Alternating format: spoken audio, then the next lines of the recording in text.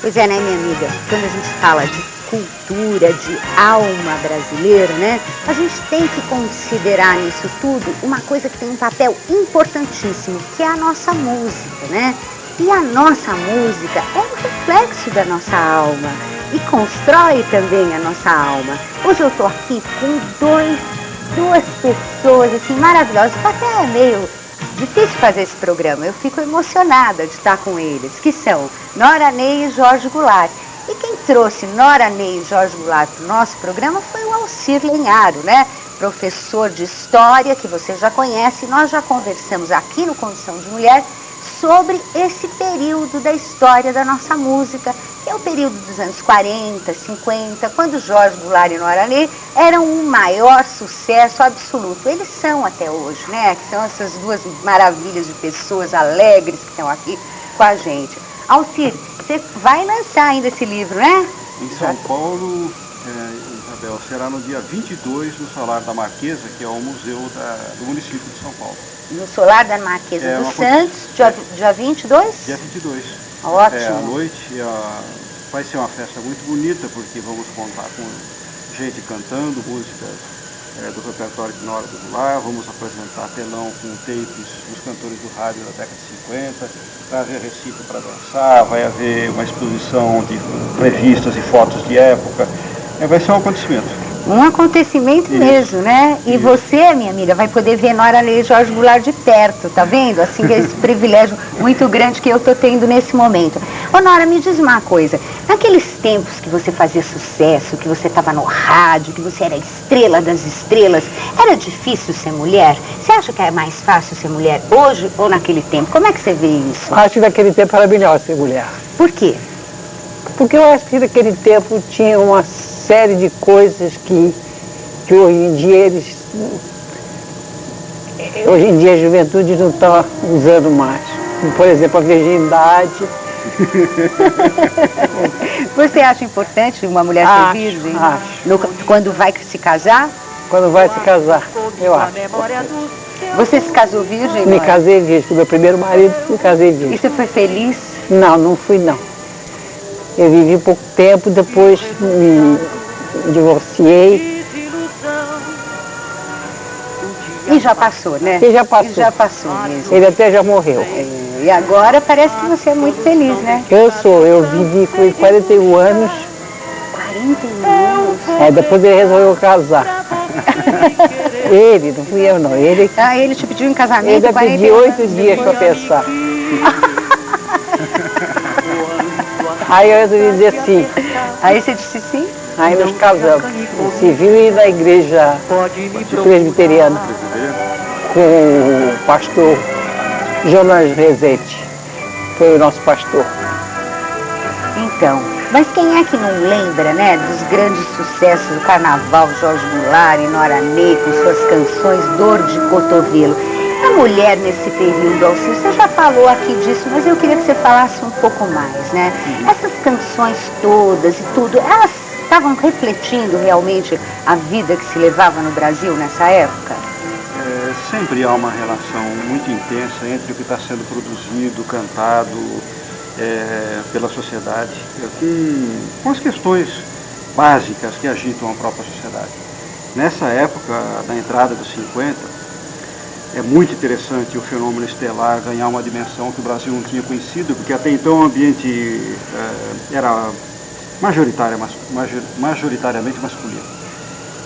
Dos 40 para os 50 você percebe claramente um deslocamento, né? Os ídolos antigos se tornam estrelas, né? Eu estou me referindo, por exemplo, a Elisete Cardoso, a Aracide Almeida, a Carmélia Alves. Eu estou me referindo à própria Marlene, Milinha, que eram cantores da década de 50, da década de 40, mas nesta virada se tornam estrelas. Assim como também as novas estrelas que aparecem assim da noite para o dia, aparecem prontas, né? Nora apareceu inteira, Ângela Maria apareceu inteira, Doris Monteiro apareceu inteira. É um fenômeno estelar basicamente feminino, e isso dá conta exatamente do quê? De que neste momento a emergência da mulher no cenário público era um imperativo. O Brasil está vivendo, o Rio de Janeiro em especial, um período mundano muito ativo, né? Com algumas questões assim estão pegando fogo. Quando o caso da Dalva de Oliveira, a separação do Erivelto aconteceu, ou quando o caso da Nora, que quis ser artista, quis ser cantora, e isso lhe custou muito por causa da oposição do marido, na verdade, parecia ser uma coisa de cantoras, né? Parecia ser uma coisa de mulheres que querem ser cantoras, né? Mas, na verdade, todos esses acontecimentos tinham um fundo comum, né? Eram as mulheres que queriam se afirmar enquanto mulheres. E esse espaço está sendo reivindicado, né? Mesmo que seja difícil, com muitas sequelas. Eu acho que ela dá uma versão muito tranquila de quem viveu uma vida, é madura, né? Tem aquela sabedoria de quem já viveu, mas é óbvio que ela, Dalva, viveram uma tensão muito grande pelo enfrentamento. Elas enfrentaram valores constituídos, elas enfrentaram, né? Nessa época mal se estava começando a falar de divórcio. Né? Uma mulher conciliar o lar, a condição de esposa, de mães de filhos, né?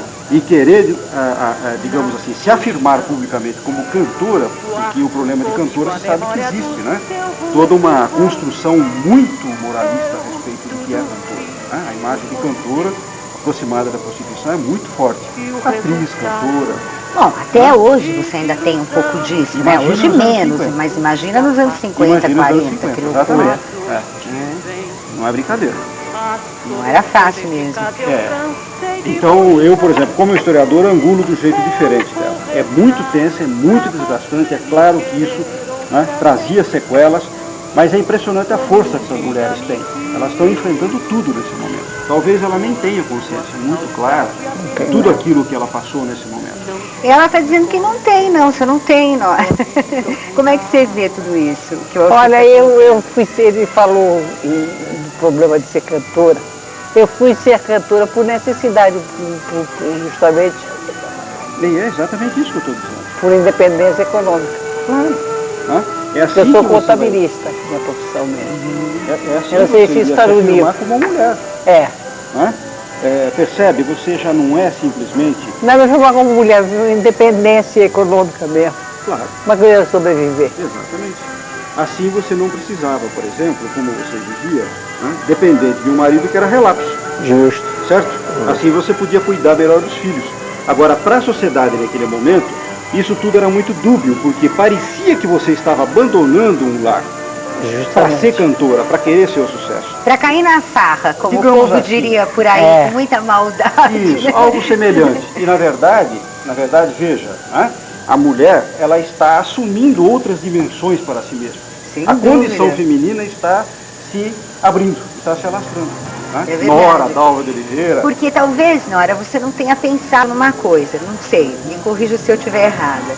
Mas você, quando resolveu ter a sua independência financeira, econômica, e se livrar daquele casamento que não estava bom, que não te fazia feliz, e foi procurar a sua própria sobrevivência, você podia ter ido procurar um outro marido.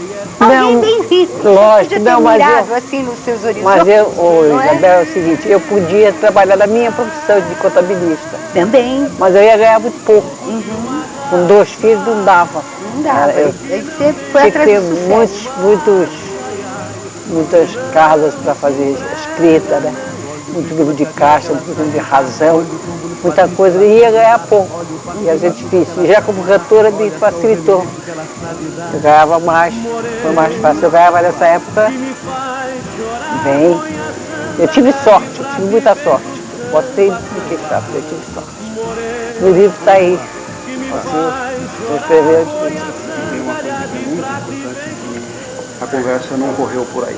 Na verdade, ela emerge também porque o próprio meio cultural prepara uma cantora como Nora Ney. Entende? Ela era amiga de Dick Farney, era amiga do peito da esposa de Dick Farney, vivia num ambiente de uma geração que estava começando a ganhar. Ninguém era famoso, a rigor, nesse grupo aí. Carlos Manga ainda não era famoso. Johnny Alf não era famoso. É um grupo da pesada. E ela convivia com essa gente, entendeu?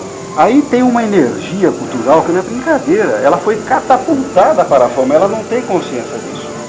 Né? E na verdade ela acabou se tornando uma musa, uma intérprete de uma geração. Logo que ela aparece como cantora, ela revela tudo aquilo que Antônio Maria quer dizer, aquilo que Fernando Lobo quer dizer, aquilo que Luiz Bonfá e Tom Jobim. Primeira cantora brasileira a levar Tom Jobim para o disco. Solidão. Que música? Solidão? Solidão. Certo? Ele nunca falou isso, porque ele esqueceu. Agora morreu, está lá no astral, e deve estar ouvindo eu falar. Agora certamente está ouvindo você falar e está se penitenciando por ter esquecido. Ele estava lá, sentadinho, ele e o Vinícius, que também participa desse momento. Você gravou o Vinícius nessa... Não, mas não era ele junto com o Lara, que é meu vocal, meu... Tom e? Não. Newton? Não. Billy Blanco. Ah, o Billy Blanco. Os dois, ele no piano, e ele me mostrou Mas essa a música. música é de Alcide Cervantes, Solidão. A letra... Ele andava com o Alcide junto com o Billy Blanco por causa da Sinfonia do Rio. Ah, é o momento da Sinfonia Carioca. O momento da Sinfonia do Rio. Certo, Billy Blanco. Que eu gravei a parte do Morro Triste. E o Goulart também gravou a parte do Morro Alegre. Alegre. Exatamente. E é a primeira música dele, quem gravou fui eu. Ele nem lembrava disso. Até o Caetano Veloso foi gravar essa música, eu sem me perguntar. Diz que o João Gilberto, lá na América, que disse, ele disse, eu queria essa letra. Eu também gravou isso. Aí o João Gilberto disse, foi a Dona Ney que lançou. João Gilberto. E na sua época, ele era nosso ensaiador da Ponte. Ele era ensaiador. Ah, ok. Era ele que ensaiava as músicas. Ele que ensaiava as músicas que vocês iam gravar. E mostrava pra gente. E aí compôs Solidão, agradou e a Nora gravou. Tá vendo, minha amiga? Quanta coisa a gente não sabe, tem para aprender com essa memória rica brasileira. Então nós vamos para o intervalo e voltamos já já conversando com Alcir Lenharo, Nora Ney e Jorge Goulart.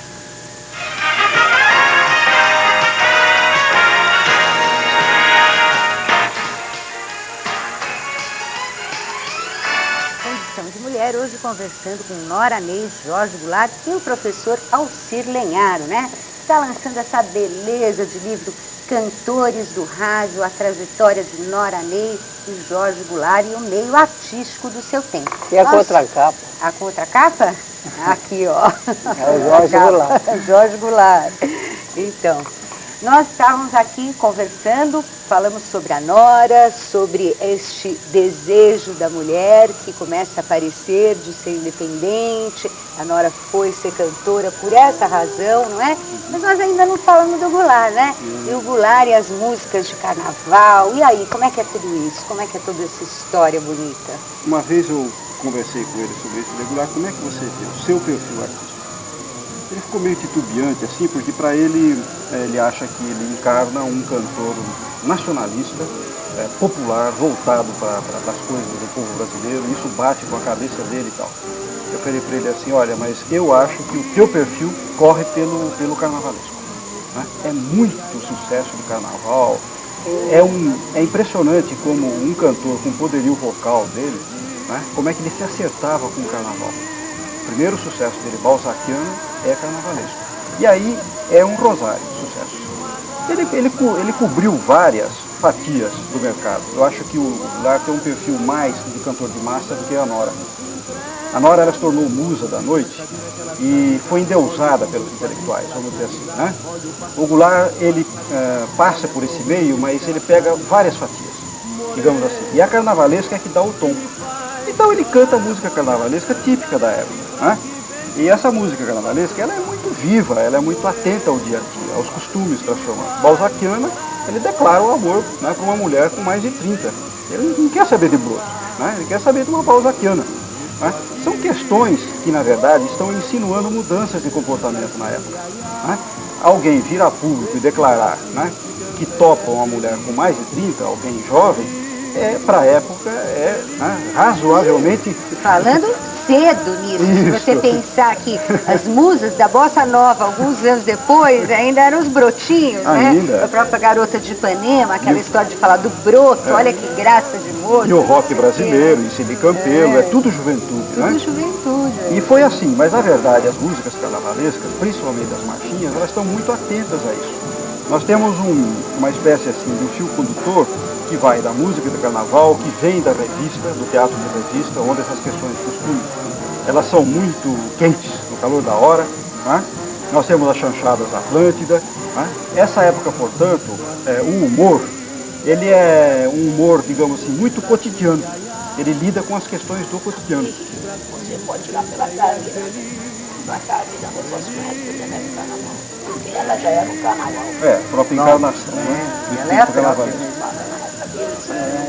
Aquela publicidade maravilhosa, cidade imagina. Ela era carreiranda. E ela era um carnaval.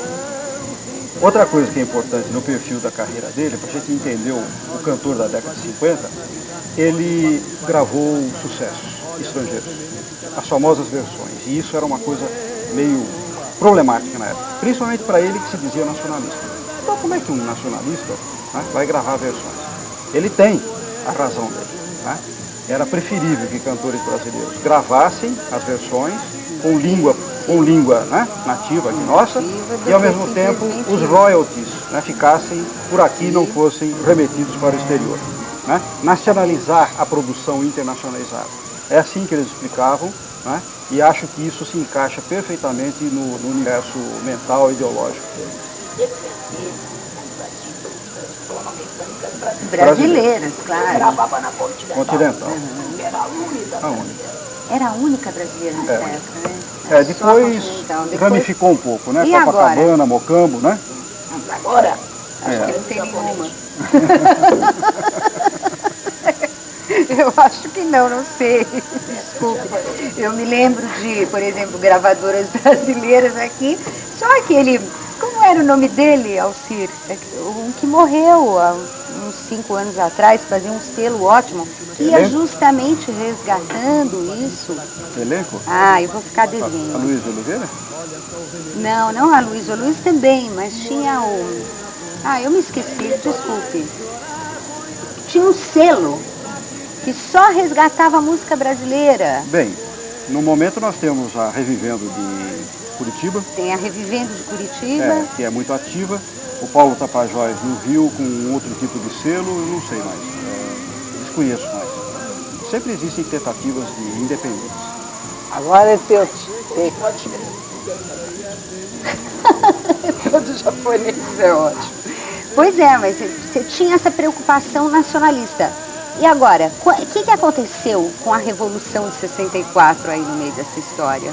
Bem, eu queria chegar nisso, eu queria fazer um comentário especial para eles e fazer também para os artistas do rádio em geral. Esse comentário eu acho importante que seja feito. Nós não temos, quer dizer, no Brasil, nós não temos uma memória muito favorável sobre os cantores do rádio. Há uma construção que circula por aí de que os cantores do rádio produziram uma cultura muito secundária, supérflua, né? E é sobre isso que eu queria dizer. Né? Chegado no momento da vida deles, a opção deles foi ficando cada vez mais clara. Num momento que estava ficando difícil a carreira para eles, assim mesmo, eles preferiram gravar a música brasileira, ir atrás de compositores brasileiros. O Lar, por exemplo, começou a trazer samba das quadras da escola de samba, né? Levar para o disco. É um trabalho importantíssimo. Ele levou Zequete, ele levou sambas de quadra da Capela, escola pequena do Rio de Janeiro. Por quê? Né? Nora gravava muito Ataúfo Alves, Lupicínio Rodrigues. Por que isso? Eles já sabiam que a maré não estava boa para eles. As coisas estavam mudando. Mas existe uma dignidade, uma coerência no trabalho deles, que não é brincadeira.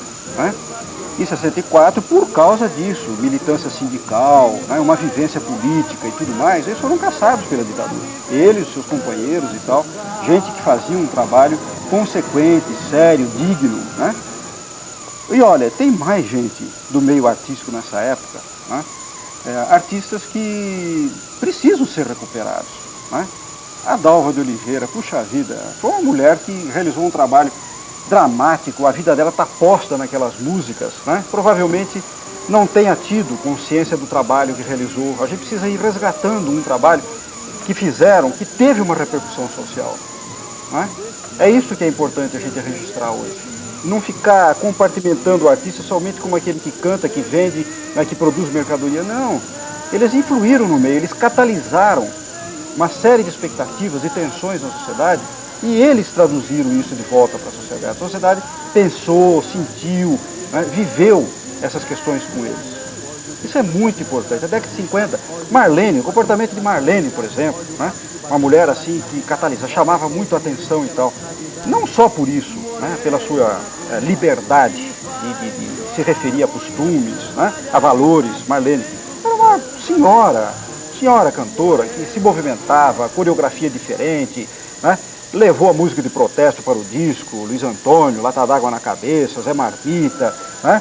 Enfim, pessoas interessantíssimas. Uma amiga deles, Carmélia Alves, conhecida como Rainha do Baião, uma mulher inteligentíssima, né? Culta, viveu na Europa, né? Uma mulher que na sua discoteca ela fazia Luiz Gonzaga conviver com Debussy, com Ravel, entende? É uma geração que não corresponde a esse perfil que foi ficando dos anos dourados como uma época de uma ingenuidade irresponsável. Não é nada disso. Realmente você está me mostrando, o seu livro já tinha me mostrado, mas você está reafirmando que não é nada disso mesmo. E a gente tem mesmo essa ideia muito errada sobre esse período da história da música. A saúde e a cultura no Brasil. Antigamente a saúde era problema social e a cultura educativa. Hoje é bancária. Infelizmente você tem razão, né? As gravadoras são japonesas, o problema da saúde e da cultura é um problema financeiro, né? Infelizmente, ainda bem que você consegue dizer isso pra gente, Jorge, e você ri com esse sorriso maravilhoso, a Nora faz o coro e a gente não fica tão triste. Eu ainda tenho a ter mulher que abre espaço para mim, ou para mim você. Mas discriminando, porque primeiro falamos das mulheres, depois de vocês. Aqui não tem japonês, não, né? Não, somos todos brasileiros, graças a Deus, né? Eu só quero fazer mais um adendo, né? O livro é de Nora, é do Goulart, mas é livro também do Ivon Cury, quero fazer uma homenagem agora para o Ivon, que está passando um momento difícil. O livro é de Ângela Maria, o livro é de Marlene, de Milinha, é de Aracide Almeida, é de Elisete Cardoso, é de Linda Batista, é de Dirceu Batista, é de Carmen Costa, é de Calbi Peixoto. Todo mundo entra nisso aí, inclusive gente menos famosa. Por exemplo, Leda Barbosa, sua Leda amiga, Barbosa. Né? Época de colégio, estudaram juntos. Foi minha colega de colégio. Então, entra tudo, né? Entra gente famosa, gente menos famosa. É uma tentativa de resgatar, né, essa imagem do cantor dos anos 50 e dignificá-lo. Ele precisa disso. Mas eu tenho certeza, viu, Alcir, que você conseguiu isso com o seu livro. Você já está lendo, né? Já estou lendo. Não li inteiro, que não deu tempo ainda, porque ele chegou muito tarde, viu? Para o programa. Mas tudo bem, vou ler completamente, estarei no lançamento. Quero que a nossa amiga esteja, vamos repetir, dia 22, às 20 horas, no Solar da Marquesa dos Santos, no centro da cidade de São Paulo. E vai ser um happening, pelo jeito, né? Com muita coisa para você ver, e você vai ficar maravilhada com esse livro do Alcir, os cantores do rádio, a trajetória de Nora Leite e Jorge Goulart e o meio artístico do seu tempo, que é super importante estar situando esses nossos astros no seu contexto, para a gente poder também entender um pouco mais da nossa própria alma, né, Alcir? Sem dúvida. Eu gostei da Marquesa de Santos. Você gostou que seja no Solar da Marquesa dos Santos? É bem brasileiro. Maravilhoso. A casa é boa. Então vai ser uma festa muito bonita. Nós estaremos todos lá, né? Graças a Deus. Dia 20 em Campinas. Dia 20 em Campinas? É num bar muito bonito também, chamado Almanac. Com música ao vivo e com toda essa implementação. Você, como é da Unicamp, tem que lançar primeiro em Campinas, né? Não tem jeito. Então, dia 20 em Campinas, no Almanac. Isso. E dia 22, por enquanto, né? Em São Paulo, no Solar da Marquesa dos Santos. Eu quero agradecer muito a presença da Nora, do Jorge aqui com a gente. Alcir, muito obrigada por tudo, tá? E pelo livro também, que é muito importante. E para você, minha amiga, você já sabe como é, né? A gente volta amanhã, 12h e 9 da noite, sempre com muita saúde e alegria pela sua Rede Mulher de Televisão. Tchau.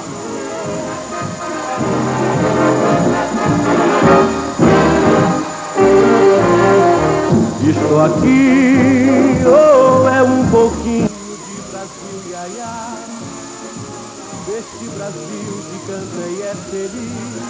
ZYB 858, Rede Mulher de Televisão. Em São Paulo, canal 42 UHF. Em Araraquara, canal 9. Que não tem medo de fumaça, ai, ai, e não...